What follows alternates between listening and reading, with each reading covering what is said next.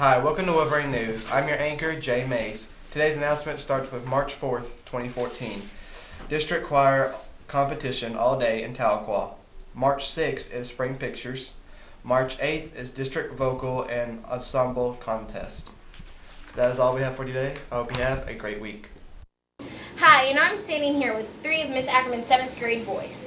Now, boys, we want to know how far you think women have come since back when we were basically objects. You guys have come a long way. I agree with them.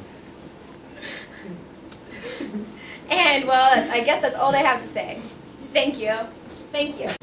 Now I'm with three of Miss Ackerman's 8th graders. Now, boys, how far have women come in the work industry, do you believe? Pretty far, I guess. Yeah, they seem pretty far. Yeah, they're pretty far. What do you guys think of Miss Ackerman working at school? She's a good art teacher. Yeah. Did you three know that there was a time where women couldn't even work in schools? Yes. Yes. What would you have done if you were back in that time and you wouldn't have had Miss Ackerman as your art teacher? Not be very good I'm at very art. good at art. Well, you heard it from them guys. Thank you guys for letting us interview you. Hello everybody, and I'm here with Miss Ackerman. We're doing an interview for Women's History Month.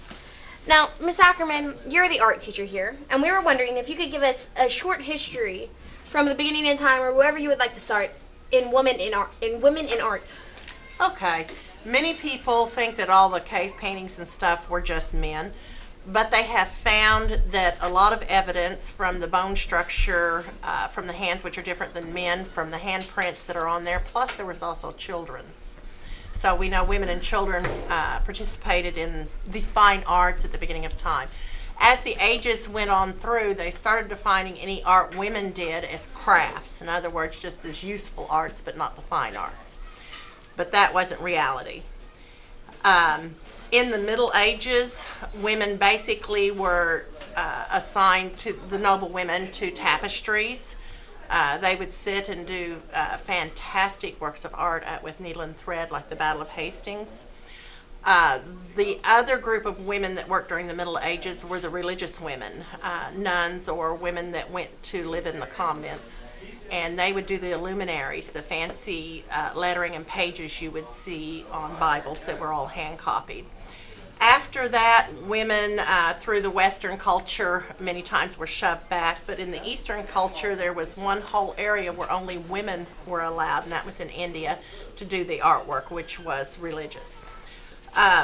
Moving on up into the area such as the Impressionist age, it was very hard for women to break in because there was a group called the Salon in Paris, which was the art mecca, and you could only really make a living as an artist if you could get your work shown in the salon. Very, very few women were allowed in, but one American woman, Mary Cassette, was allowed in, and she did fantastic work. And we've just slowly plodded along like that and gained our acceptance. One of the more modern day ones that I really like is Georgia O'Keeffe. She was from New York. Because of the prejudice against women artists, she did not want her painting shown, but one of her friends took it and put it in an art show and she won. She was not happy. But she ended up going to New Mexico and fell in love with the Southwest area, and New Mexico became her new state. In fact, she's considered the state artist there. And I suggest if you go there, you go to the Georgia O'Keeffe Museum. That's really interesting, actually. And we have one more question, and it's not really about art, but you've told me before that you were around during the 1970s when, Yes. when 18-year-olds were trying to get the right to vote. Correct. I was wondering, what impact did women have on this? Okay, women, it hadn't been so long since the women's suffrage. I talked with my grandmother many times. She lived through that time period. But we were pretty angry at that time in the 70s because the 18-year-olds were being drafted and sent to war, but yet they didn't have the right to vote. Yes, I was one of those people who went to the demonstrations. I wrote letters. I went and talked to my congressman. And I was pretty active because I didn't like seeing my classmates sent off and coming back in body bags. Well, thank you, Miss Ackerman. You're welcome. Well, Miss Ackerman, would you assist me with the sign-off? Sure, I'd love to.